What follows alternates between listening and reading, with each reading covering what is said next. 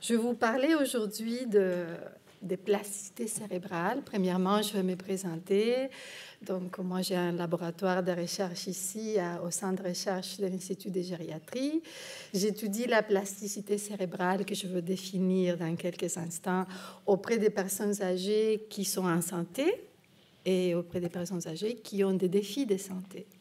Donc, les deux types de populations m'intéressent. Je fais de la recherche au niveau comportemental. Je regarde le comportement des gens, mais je regarde aussi le cerveau des gens avec la résonance magnétique fonctionnelle, qui est une machine qui permet de voir les activations du cerveau. Aujourd'hui, je ne veux pas parler en détail de mes recherches. Je ne veux pas vous gaver d'études de recherche avec des résultats compliqués, puis des choses trop pointues. Ce que je vais essayer de faire aujourd'hui, c'est de vulgariser les résultats des recherches qui ont été faites dans mon laboratoire et dans d'autres laboratoires au sujet de la plasticité cérébrale. Et parce que depuis un certain nombre d'années, depuis, je dirais, dans le cas de mon laboratoire, depuis plus que 15 ans, on travaille sur le sujet. Puis c'est un sujet qui est vraiment en plein essor. Les recherches sont commencées il y a très longtemps au niveau de la recherche chez l'animal, pour étudier quels sont les mécanismes qui font que le cerveau apprend ou pas, fonctionne bien ou pas. Puis ça s'est transféré graduellement à l'humain. Puis c'est de ça que je vais vous parler aujourd'hui. Alors, on va commencer. Alors, voici notre cerveau, qui est un organe merveilleux, formé des cellules absolument uniques qui ont la capacité de transmettre des informations simples et complexes, et que ces informations circulent à l'intérieur de ce qu'on appelle, les chercheurs, des circuits cérébraux, qui sont comme des autoroutes, où des informations chimiques circulent. Et ces informations-là sont stockées, ils sont interprétées par le cerveau. Le cerveau prend des informations qui viennent de notre environnement externe, comme aujourd'hui, vous m'écoutez, puis vous êtes en train de comprendre, c'est votre cerveau qui est en train de traiter mon langage, puis la sémantique de ce que j'ai dit. Puis le cerveau est programmé pour ça. Le cerveau est fait pour ça. C'est dans sa nature. Mais dans la nature du cerveau, il y a aussi autre chose qui s'appelle la perte de neurones. On perd des neurones. C'est naturel, la perte de neurones. Vous pensez, la perte de neurones, ça commence quand? À quel moment on commence à perdre des neurones? Bien, en fait, ça commence ici. Ce petit bébé-là, il perd beaucoup de neurones. Il perd des neurones parce que les neurones qui ne sont pas stimulés, il va les perdre. Donc, tout ce qu'il est en train de faire va stimuler certains circuits. Et s'il y a des choses, des neurones qui ne sont pas utilisés, ils vont devenir comme surnuméraires, puis ils vont mourir. Ça, c'est une piste intéressante, parce que ça veut dire que dans le cerveau, quand on n'utilise pas quelque chose, on la perd. Alors, la perte de neurones, donc, est l'élimination des cellules au profit des circuits les plus utilisés. Ce sont les circuits qu'on utilise qui vont demeurer et les autres vont petit à petit être élagués. C'est quelque chose qui est tout à fait normal et c'est normal de tous les âges de la vie. Donc, la perte de neurones n'est pas juste chez les personnes âgées. Ça, c'est un mythe. On dit, oh oui, parce que quand on est jeune, il y a plein de connexions, des choses qui se forment, puis après, on commence à perdre des neurones, puis voilà, c'est le vieillissement. C'est pas vrai, ça. C'est pas comme ça que ça fonctionne. Vous allez voir. Je vais vous raconter un peu la vraie histoire. Et comme je vous dis, je ne vous parlerai pas des recherches comme telles, mais tout ce que je vous dis aujourd'hui est appuyé par la recherche. Donc, la perte de neurones, c'est fait lorsqu'on n'utilise pas quelque chose. C'est sûr qu'au fur et à mesure qu'on vieillit, cette perte neuronale peut être augmentée par toutes sortes de facteurs qui sont certains génétiques, qui ont rapport avec la génétique de chacun, Il y a aussi des maladies qui peuvent venir augmenter la perte de neurones. Puis là, ce qu'on appelle, peut-être que vous avez entendu parler de ça, le stress oxydatif, l'oxydation. C'est pour ça qu'on nous dit tout le temps qu'il faut manger des antioxydants, parce que les antioxydants, ça vient contrecarrer les effets de l'oxydation qui se produit dans les neurones. Mais vous allez avoir une très belle conférence sur ça par une experte dans le domaine de la nutrition. Moi, je ne parlerai pas de ça. Mais juste pour vous dire qu'au fur et à mesure que la vie progresse, il y a plein de choses qui se passent. Et ces facteurs-là vont venir interagir. Ils peuvent augmenter la perte de neurones. Mais ce n'est pas la seule chose qui se passe dans la vie, la perte de neurones. Il y a aussi des phénomènes de plasticité qui vont se mettre en place et qui vont permettre de maintenir une bonne performance dans le fonctionnement quotidien, malgré la perte de neurones. Et on arrive à notre définition de plasticité. Ces phénomènes sont des phénomènes compensatoires qui dépendent des facteurs génétiques, mais aussi environnementaux et culturels. Tiens, vous allez me dire, c'est surprenant ça. C'est sûr que les facteurs génétiques, nous, on ne peut pas les contrôler. En fait, chaque personne ne contrôle pas sa génétique. Pour l'instant, il y a des chercheurs qui travaillent sur la génétique. Peut-être qu'un jour, ils vont nous venir avec des solutions pour ça aussi. Mais les facteurs environnementaux et culturels, ça, on peut avoir peut-être une emprise. Environnementaux, c'est tout ce qui nous entoure, notre environnement. Est-ce qu'il est stimulant ou pas? Disons, de quoi on est entouré? Et notre environnement interne aussi, comment est-ce qu'on se sent par rapport à notre vieillissement? Est-ce qu'on a des problèmes psychologiques ou psychiatriques qui peuvent venir interagir avec le vieillissement de notre cerveau, qui n'ont rien à voir avec la perte de neurones? Et culturel. Culturel, j'utilise le mot culturel dans le sens large du terme, c'est-à-dire les habitudes de vie. Chaque culture a ses habitudes de vie qui vont de la façon de manger à l'importance et la place qu'on donne aux personnes âgées dans la société. Ça joue beaucoup, ça aussi. Parce que si on se sent, comme dans certaines sociétés, respecté par le fait d'être un aîné, c'est une chose. Mais si on sent que dès qu'on devient un peu plus âgé, là, on commence à nous mettre de côté, puis, ça a un impact sur notre morale. Notre morale a un impact sur notre comportement, et notre comportement a un impact sur la plasticité. Donc, ce n'est pas un lien direct, c'est un lien indirect. Mais si on est hyper déprimé, c'est sûr qu'on ne va pas chercher la stimulation dont notre cerveau a besoin.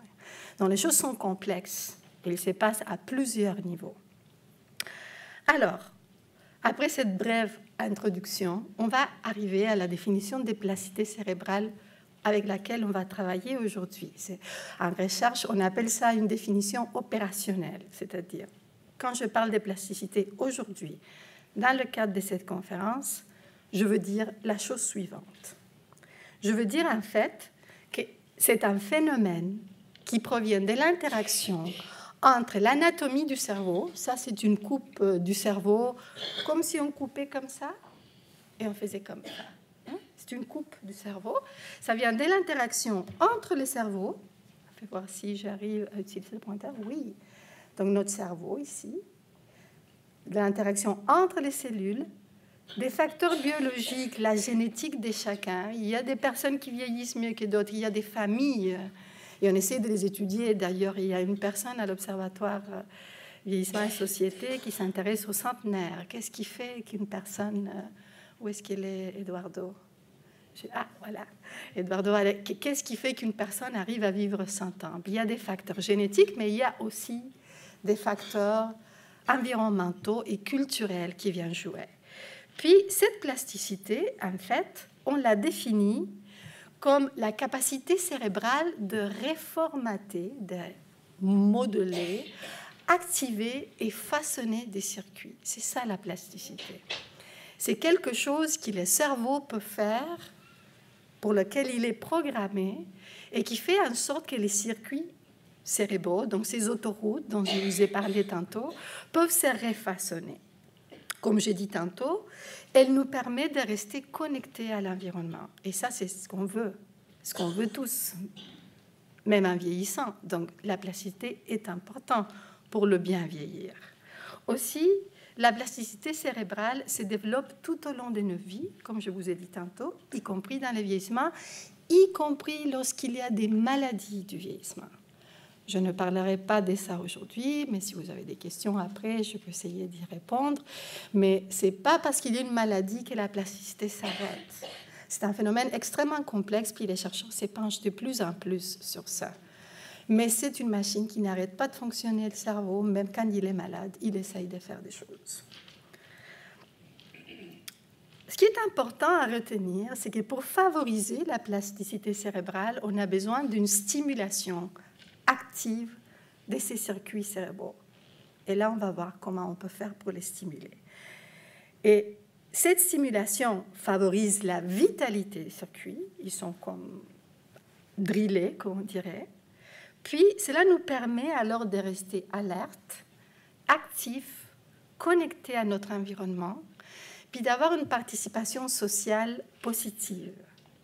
Et ça, c'est vrai pour tout le monde, pas juste pour les personnes âgées. C'est important à tout âge, ça. Donc, c'est un phénomène qui est là tout au long de la vie et qu'on peut exploiter. Alors, le but de cette conférence aujourd'hui, ça va être de vous présenter 7 principes de plasticité cérébrale découlant de la recherche. J'ai regroupé les travaux qu'on a faits, puis fait des lectures et tout. J'ai essayé de résumer ça d'une manière, disons, simple, mais pas simpliste, parce que je fais très attention à ne pas dénaturer les informations scientifiques, mais j'essaye de vulgariser. Donc, j'ai résumé ça en 7 principes que je vais essayer de vous transmettre d'une manière didactique, dans la mesure de mes possibilités. Puis, ces principes-là résument la manière de stimuler le cerveau pour favoriser la plasticité cérébrale. Donc, ça va vous donner des idées de comment on peut faire pour stimuler cette plasticité cérébrale qui nous intéresse tellement. Puis après ça, je veux vous inviter à relever 5 défis dans votre vie quotidienne pour favoriser cette plasticité cérébrale à l'aide de la pratique de ces 7 principes. En fait, l'objectif ultime de cette conférence aujourd'hui, pour moi, c'est de vous conscientiser quant à votre pouvoir d'agir pour favoriser un bon vieillissement cognitif. De ne pas vivre le vieillissement comme quelque chose qui nous tombe sur la tête comme ça et qu'on ne peut rien faire. Il faut juste accepter ça. Non, ce n'est pas du tout le cas. On a un pouvoir d'agir, c'est ce que les Anglais appellent empowerment. On a un pouvoir d'agir. Je vais essayer aujourd'hui de vous outiller pour que vous soyez en plein potentiel d'agir sur votre vieillissement cognitif. Alors, on va commencer par les 7 principes. On va partir sur les 7 principes qui sont quand même, que j'ai essayé, disons, de rendre vraiment, comment dirais-je, didactique. Donc, le premier principe dit « utilisez-le ou perdez-le ». En fait, ce qui est important de savoir, c'est qu'une lacune d'utilisation des fonctions spécifiques du cerveau peut entraîner une dégradation fonctionnelle. Nous avons ici 2 petits cerveaux, un cerveau qui est en pleine forme et qui a son petit chariot, pas parce qu'il va aller au marché et chercher de la nourriture, quoique la nourriture est très importante pour la santé du cerveau, mais il veut emmagasiner de la stimulation, c'est-à-dire il cherche à avoir de la stimulation pour rester actif. Tandis que l'autre qui fait rien, qui est assis là, puis voilà le temps passé, il est un peu rachitique, le pauvre. C'est ça, exactement. Il s'ennuie en plus. Donc, utilisez-le ou perdez-le, ça veut dire que lorsque on a des habiletés cognitives, on en a tous. Si au lieu d'utiliser ces habiletés-là, on reste assis à la maison juste devant la télé, à regarder la télé ou à rien faire, c'est sûr qu'on va perdre plus rapidement ces habiletés-là, puis on va perdre des neurones. Et ça, c'est prouvé. Il y a des études dans la recherche qui montrent que quand on prive, par exemple, des jeunes enfants de la stimulation visuelle, ben, ils perdent la vue. Ils perdent une certaine quantité, une certaine acuité visuelle. Et si on les prive des stimulations auditives, ils peuvent ne pas être aussi sensibles au son que s'ils sont stimulés. Donc la stimulation est très importante, c'est notre premier principe. Notre deuxième principe, c'est un rapport avec le premier, c'est utiliser le et améliorer le. Ça commence à être intéressant parce que ça veut dire que si on l'utilise davantage, c'est-à-dire si on entraîne une habileté cognitive, ce n'est pas seulement qu'on ne va pas la perdre, on peut l'améliorer. Et ça, c'est prouvé, y compris dans le vieillissement. Les programmes d'entraînement cognitif de différentes fonctions, ça vient aider à garder ces fonctions actives, ces circuits actifs, et dans la mesure où les circuits sont actifs, la personne est connectée à son environnement. Donc, c'est très important de savoir que lorsqu'on pratique une habileté, on va voir lesquelles on peut faire et comment, on stimule notre plasticité cérébrale et on peut améliorer cette fonction-là. Si on passe à notre troisième principe, la complexité compte. Ça, c'est intéressant. Ici, on a différentes façons de stimuler le cerveau, avec différentes choses qu'on peut le stimuler. Chacune peut être intéressante. Mais plus l'entraînement qu'on va recevoir est complexe, plus il stimule la plasticité. C'est-à-dire que ce n'est pas juste question de faire une chose et de la pratiquer. Il faut qu'elle soit une chose un peu difficile. Et c'est là où commence le défi. Parce que des fois, on n'a pas le goût de se lancer dans des choses plus difficiles. Mais on va trouver des trucs, vous allez voir. Pourquoi ça? Parce que si on pratique des choses très simples, ça va rester à un niveau très élémentaire. Tandis qu'il y a des fonctions cognitives qui sont suffisamment complexes, comme pour faire d'une seule pierre plusieurs coups. Parce que la fonction, elle implique le concert de plusieurs autres fonctions. Je vais vous donner un exemple. Ici, là, on voit, par exemple, ça serait une stimulation complexe du cerveau, où il y a plusieurs choses qui se passent en même temps, puis plusieurs circuits du cerveau doivent interagir en même temps pour être capables de réaliser la tâche. Et là, on arrive à quelque chose qui m'intéresse beaucoup, qui est un peu le sujet principal de mes recherches, qui est, en fait, le langage. Le langage est une habileté extrêmement complexe. On parle, on écoute, on lit, on écrit, on n'y pense même pas. Mais le langage est une habileté extrêmement complexe qui met en jeu plusieurs et nombreuses habiletés cognitives au même temps. Par exemple, maintenant je vous parle, il faut que je passe appel à ma mémoire, la mémoire de mes connaissances, et même la mémoire de mes mots, parce que je vous parle dans une langue qui n'est pas la mienne. Donc, il faut que je me rappelle, comme on dit, des choses en français. Il y a des choses qui ne me viennent pas tout à fait simplement.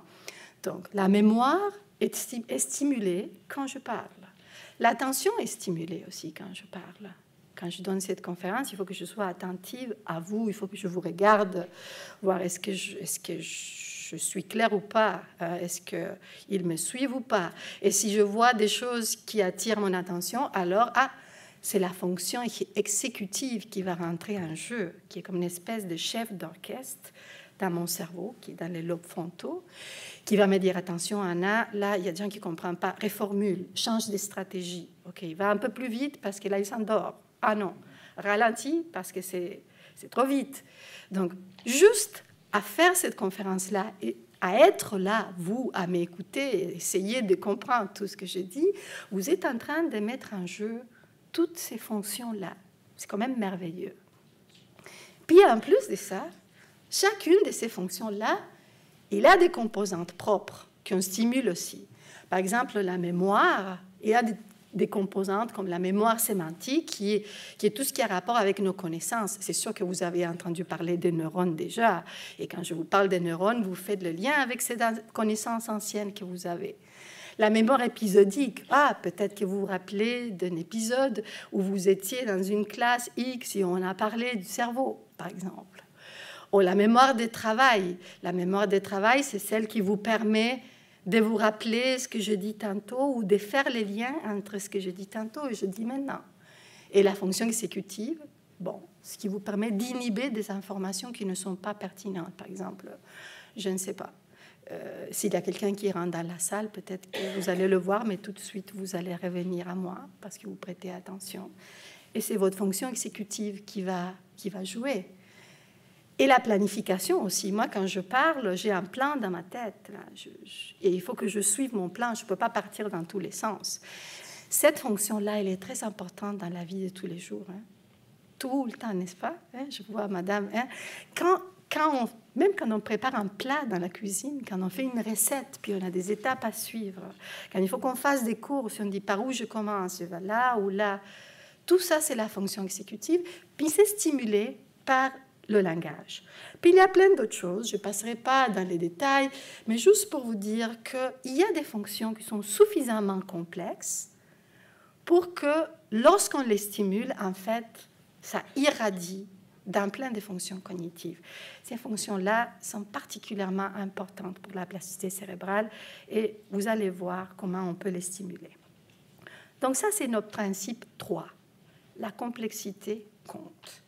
On passe à notre principe 4. La répétition compte.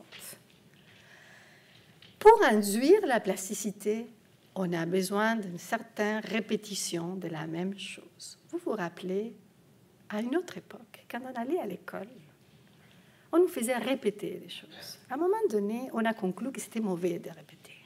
Et là, on ne répétait plus. C'est sûr que si on fait juste répéter sans penser, ce n'est pas bon. Mais la répétition est nécessaire. Encore une fois, en anglais, on dit « practice makes perfect ». Donc, la répétition est importante. Ça veut dire que si on veut vraiment stimuler la plasticité cérébrale avec certaines activités, ce n'est pas juste en la faisant une fois, de temps en temps, que ça va faire un effet. Il va falloir répéter. Et répéter, vous allez me dire, mais répéter combien de fois? Ça dépend de ce qu'on fait. Là, on sait que, par exemple, dans les cas de l'apprentissage d'un vocabulaire nouveau, je vais vous parler de ça un peu plus tard, qui vient induire une série de changements plastiques dans le cerveau, il faut quand même qu'on répète au moins 3 fois par semaine, pendant 1 heure, certains exercices pour que ça induise un changement au niveau cérébral. Mais ce n'est pas la fin du monde non plus. Ça se fait. Donc, la répétition est importante. Donc, si on veut vraiment agir sur notre cerveau, il va falloir qu'on soit prêt à répéter la stimulation. Et notre principe 5, l'intensité compte, comme l'intensité du cœur. Qu'est-ce que ça veut dire, l'intensité? Comment ça se compare avec la répétition? Mais ça veut dire qu'il faut que la stimulation soit répétitive et concentrée dans une courte fenêtre temporelle. Par exemple, si on veut stimuler une certaine habileté, puis on a, je ne sais pas, 15 séances à donner à la personne, on ne va pas mettre une séance par semaine pendant 15 semaines parce qu'on n'aura rien. Il faut qu'on mette 5 séances pendant 3 semaines et qu'on donne vraiment un boost, comme le boost du cœur. C'est comme ça qu'on arrive à pousser le sang, puis avec le cerveau, c'est la même chose. Quand la stimulation est intense, c'est là qu'on fait un changement, c'est là qu'on déclenche ce qu'on appelle le potentiel d'action dans la neurone, puis c'est là qu'on peut changer des choses au niveau des circuits. Notre principe 5, alors l'intensité compte. Notre principe 6, le temps compte. Et je ne vous parle pas ici du temps que ça fait qu'on est vivant, là. Ce n'est pas une question que si on est plus jeune, c'est mieux que si on est plus vieux. C'est différent. On sait aujourd'hui que les stratégies que les personnes âgées utilisent, par exemple, pour apprendre une langue seconde, sont différentes de celles qui sont utilisées par les jeunes. Et que dans un temps donné, autant les jeunes que les âgés arrivent au même niveau. C'est juste qu'ils utilisent des stratégies différentes. Et c'est à nous, les chercheurs, d'arriver à bien décrire ces stratégies-là pour être capable d'aller stimuler les personnes âgées avec des choses qui sont adaptées, comme on a fait pendant des siècles, des choses adaptées pour les enfants. Et on ne stimule pas un enfant comme on stimule un adulte dans la vingtaine. Avec les personnes âgées, il y a aussi tout un chemin à faire. On est en train de le faire. On comprend de plus en plus quelles sont ces stratégies-là. Puis quand on donne les bonnes stratégies, ça marche très bien.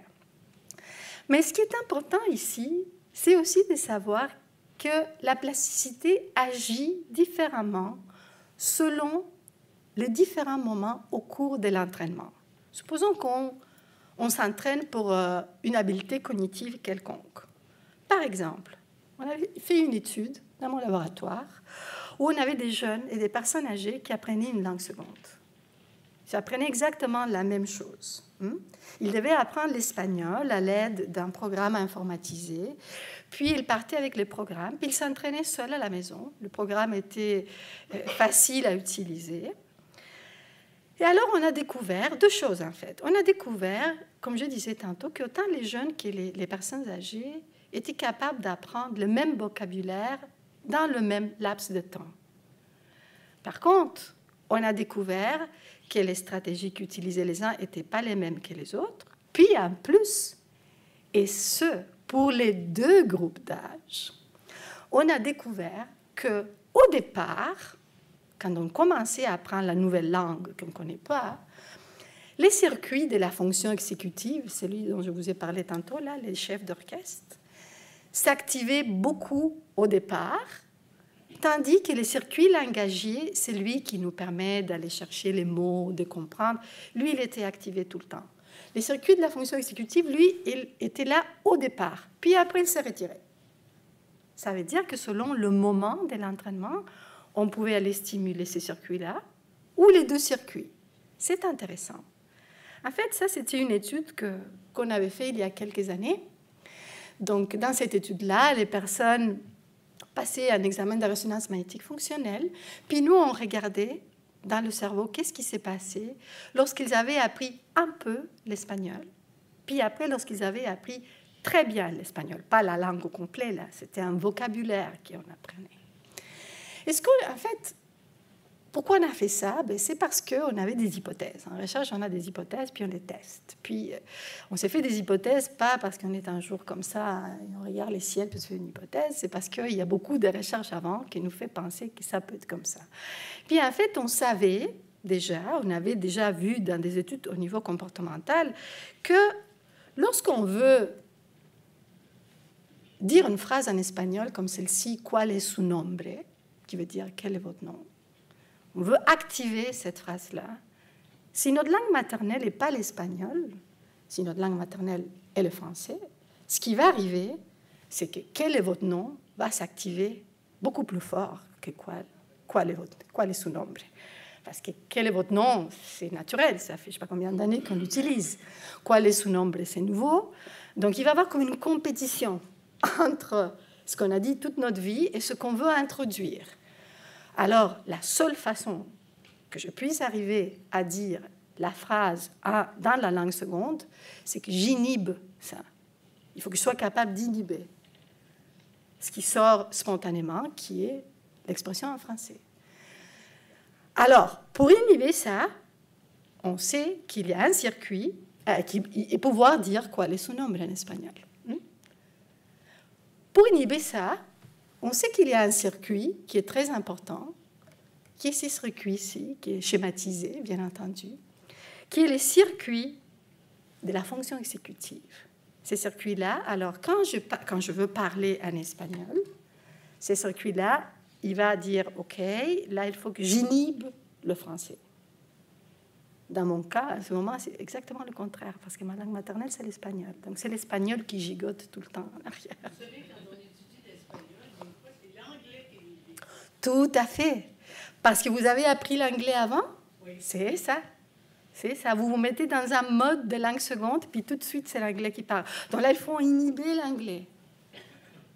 Donc, ce circuit-là, il va rentrer en jeu au début de l'apprentissage, parce qu'on n'a pas automatisé encore la langue. Et bien sûr, il va y avoir les circuits langagiers aussi qui vont rentrer en jeu, parce qu'on va aller chercher les mots dans le lexique mental, puis la sémantique et tout ça. Mais ça arrive au début de l'apprentissage, qu'on a ces deux circuits-là Tandis qu'à la fin de l'apprentissage, quand on a vraiment automatisé la langue, c'est juste les circuits langagiers qui vont être activés. Donc ça veut dire que selon ce qu'on fait et à quel moment on est, l'entraînement peut aller stimuler différentes parties de notre cerveau. Ça, c'est intéressant, parce que si on sait qu'on a une faiblesse, par exemple, plutôt au niveau exécutif, qu'on a des difficultés de planification, d'inhibition, ben alors on va mettre des exercices qui vont être plus du type à recruter ces circuits, de sorte à les driller comme il faut.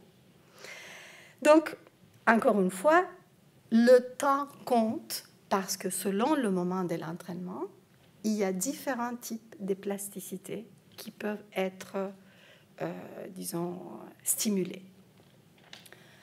Passons au 7e principe maintenant. C'est un principe qui me plaît beaucoup. La personnalisation compte. Il faut que ce soit fait sur mesure. C'est-à-dire, ce n'est pas les mêmes stimuli qui sont bons pour tout le monde.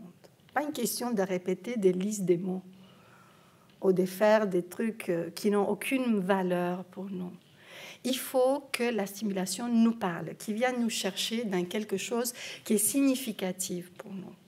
Si on veut travailler, par exemple, je ne sais pas, si je continue avec mon exemple de la langue, c'est sûr qu'on va chercher un vocabulaire qui est intéressant pour la personne, qui a une certaine valeur pour elle, soit des choses qui ont rapport avec des activités qu'elle aime, un vocabulaire qui a rapport, je ne sais pas, si elle aime la cuisine, par exemple, on va essayer de chercher un vocabulaire qui a un rapport avec ça. Ou si c'est une personne qui s'intéresse, je ne sais pas, au jardinage, on va essayer de chercher un vocabulaire, parce qu'il faut que la personne soit engagée dans l'activité. Et alors, c'est important, ça, et même quand on va choisir les activités qu'on va faire, il faut que ce soit des choses qui nous intéressent, parce que sinon, ça ne marchera pas. On a vu dans les recherches que lorsqu'il y a une motivation, et même lorsqu'il y a des lésions cérébrales importantes, quand les personnes sont motivées, avec le même entraînement, avec le même type de déficit, si la personne est motivée, elle s'améliore beaucoup plus. Puis, les activations dans le cerveau sont différentes et sont plus importantes lorsque la personne est engagée personnellement. Ça, c'est très important. Donc, ça, c'est nos 7 principes. Là, on est rendu, donc, à voir tous les principes en même temps. Donc, on a dit utilisez-le ou perdez-le, utilisez-le et améliorez-le, la complexité compte, la répétition compte, l'intensité compte, le temps compte et la personnalisation compte. Ces 7 principes-là ont été étudiés, comme je vous dis, chez l'animal et chez l'humain, chez la personne avec des lésions cérébrales, puis on sait que ça marche, on sait que ça induit des changements au niveau du cerveau.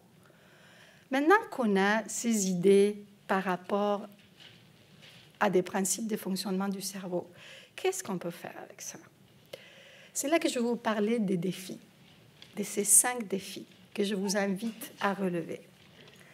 Le premier défi est apprenez quelque chose de nouveau. Cherchez-vous quelque chose de nouveau que vous aimez, que vous n'avez jamais eu le temps de faire, ou l'occasion de faire, ou le courage de faire, peu importe, c'est du passé. Cherchez quelque chose que vous voudriez apprendre et engagez-vous dans cet apprentissage-là. C'est sûr que, étant donné ce que je vous ai dit du langage, et ce n'est pas pour l'espagnol, c'est n'importe quelle langue, hein, l'apprentissage d'une langue, ça peut être quelque chose de particulièrement stimulant. Et de fait, on sait déjà que le fait d'apprendre une langue, même tard dans la vie, ça change le cerveau. Il y a une augmentation de la matière grise qui se produit dans certaines zones cérébrales reliées au langage quand on apprend une langue. Il y a une étude qui a été faite en Allemagne par des chercheurs qui se sont intéressés à des pilotes d'avion qui avaient été recrutés pour une compagnie allemande qui ne parlait pas l'allemand. Les chercheurs ont été assez futés. Puis ils ont étudié l'épaisseur du cortex, de la substance grise. Ils ont fait des études de volumétrie, des volumes de matière grise dans le cerveau de ces personnes-là, avant et après un entraînement intensif, très intensif de l'allemand. puis il y avait des changements au niveau de la matière grise, il y avait une augmentation, puis c'était des adultes. Donc, tout ça pour dire que quand on apprend quelque chose de nouveau, et rappelez-vous, il faut que ce soit un peu complexe, ça aide. Mais ça, il faut se dire que là, on n'apprend pas comme avant, c'est-à-dire on n'apprend pas pour performer, là. C'est ça l'avantage de vieillir. La performance, c'est bien ça. On n'a pas ces privilèges-là, nous. Ça, c'est très bien. Puis il faut le vivre comme ça. Il faut le vivre comme une occasion de vraiment avoir du plaisir en apprenant. Donc, apprendre quelque chose de nouveau. Mais supposons que vous n'aimez pas les langues, c'est pas grave. Ah, ça, c'est bon, parce que je voulais revenir sur la question des circuits. Mais supposons que vous n'aimez pas les langues. Apprenez comment. Oui, je regarde une personne qui déteste les ordi. Bon, apprenez comment vous servir d'un ordinateur. Ça, c'est autre chose. Ah non, non, moi, les ordinateurs, c'est pas pour moi. Je peux vous dire quelque chose, et je ne veux pas faire de la publicité, parce que cette conférence est enregistrée. Mais il y a des cours qui se donnent pour personnes âgées, pour apprendre à se servir des ordinateurs. J'ai eu la chance d'y assister. C'est extraordinaire. Et les têtes blanches sont là, tout autour d'une table, puis ça grouille. C'est vraiment extraordinaire, extraordinaire. Mais supposons que vous n'aimez pas les ordinateurs. Apprenez une danse. Hein? Apprenez à danser. Parce que aussi, le deuxième défi que je vais vous proposer, c'est il faut se tenir en forme.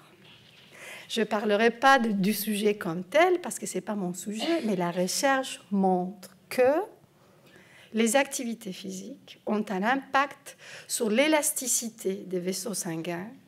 Et lorsque nos vaisseaux sanguins sont élastiques, il y a moins de risques d'accident vasculaire, pour commencer.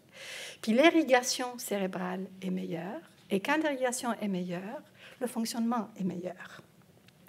Supposons que vous n'aimez pas beaucoup aller au gymnase. Moi, je n'aime pas ça non plus.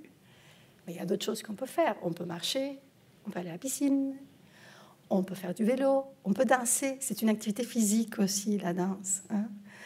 Et ça, c'est quelque chose qui va stimuler beaucoup votre cognition, parce que c'est quelque chose de nouveau. Ça demande beaucoup d'habileté en même temps, de synchronisation, d'écoute, etc. Donc, vous allez avoir un impact sur plusieurs dimensions de votre cognition. Le troisième défi, et ça, c'est prouvé scientifiquement aussi, contribuer à une cause. Ça, il y a des études qui montrent, des recherches qui montrent, que quand on fait du bénévolat, un minimum de 3 jours par semaine, ça garde les personnes âgées beaucoup plus engagées et beaucoup plus en lien avec l'environnement. Et ça a un impact sur le fonctionnement cognitif, au niveau des habiletés cognitives, d'attention, de concentration et des fonctions exécutives. Et ça, là, c'est vraiment gagnant-gagnant, parce que vous faites du bien à d'autres personnes. Il n'y a rien de plus parfait que ça, n'est-ce pas? Et on peut faire ça soit dans des centres communautaires, on peut décider de faire ça, je ne sais pas, pour travailler pour je sais pas, l'Orchestre symphonique de Montréal. Madame, qu'est-ce que vous disiez? Vous aviez un commentaire? Vous pouvez y aller. Hein? Non, c'est parce que... OK. On disait contribuer à une cause, et oui, puis elle me disait la cause... Que ah, OK, parfait. OK, c'est parfait, il faut partager des causes. Donc, contribuer à une cause, ça a été prouvé vraiment que ça a un impact sur le bien vieillir. Là, j'ai un projet que je veux commencer à monter qui va s'appeler Grands-parents du monde, qui va être d'avoir des grands-parents, qui ne sont pas nécessairement des grands-parents, ce sont des personnes âgées, peut-être qu'ils n'ont même pas d'enfants ou des petits-enfants. Et on va organiser des activités langagières dans les maternelles et dans les CPE pour aller raconter des histoires aux enfants. Vous imaginez, avec la diversité des personnes et des cultures qu'on a ici à Montréal, la quantité de contes extraordinaires qu'on peut raconter à ces enfants. Puis tout ça, ça a un aspect intergénérationnel qui a été aussi prouvé comme étant bénéfique pour le bien vieillir. Donc, encore une fois, on fait plusieurs coups d'une seule pierre. Donc ça, c'est notre défi 3. Le défi 4, maintenir des activités sociales, comme celles que vous faites aujourd'hui. Ça, vous me dites, oui, ça coûte de l'argent. Oui, il y a des choses qui coûtent de l'argent, mais il y a des choses qui ne coûtent pas de l'argent. Parce que, par exemple, les belles soirées de l'Université de Montréal, on peut y aller. Il y a des conférences sur toutes sortes de sujets. Pour ceux qui sont plus intello, ils peuvent aller là. Si vous aimez la musique, il y a des concerts qui sont donnés. On peut aller là. Ça nous permet de garder un réseau, de rencontrer d'autres personnes qui ont les mêmes intérêts que nous. Même chose pour ce qui est des arts plastiques. Si ça vous intéresse, des musées des beaux-arts, par exemple. On peut faire du bénévolat au musée des beaux-arts, tiens. Et on fait du bénévolat, puis en même temps, on assiste aux conférences. Donc, c'est une question de passer au défi 5 en respectant ces principes, des pratiques régulières, intensives, choisir quelque chose qu'on aime, répéter la chose, pas aller juste une fois, choisir quelque chose d'un peu difficile. Et à long terme, le défi, en fait, c'est de devenir le PDG de votre cerveau. Ça veut dire que vous avez votre cerveau un petit peu, pas toujours, parce qu'il y a quand même des choses qu'on ne contrôle pas, mais tout ce qui a rapport avec notre environnement, on peut quand même avoir une certaine emprise sur ça, soit parce qu'on apprend quelque chose de nouveau, soit parce qu'on décide de se tenir en forme, soit parce qu'on décide d'entretenir davantage un réseau social, ou parce qu'on contribue à une cause, ou par plusieurs de ces choses-là à la fois. En fait, pour terminer, moi, ce que je me dis, c'est que quand on vieillit, on a le privilège de disposer de son temps. Vous allez me dire, oui, mais j'ai beaucoup moins de temps qu'avant. Oui, mais vous avez quand même beaucoup de temps. Toutes les choses que vous n'avez pas eu l'occasion de faire avant, toutes les choses qui ont été un peu comme mis de côté parce qu'on s'occupait de la famille, parce qu'il fallait bâtir une carrière, parce que ceci, parce que cela, maintenant, on peut choisir de les faire. Ce que vous faites aujourd'hui, ça c'est une photo d'une autre conférence, ce que vous faites aujourd'hui est aussi une façon de contribuer à votre santé cognitive. Donc, j'espère que ces informations vous seront utiles. Je vous remercie beaucoup de votre attention. Puis je suis prête à répondre à vos questions si vous en avez. Merci beaucoup.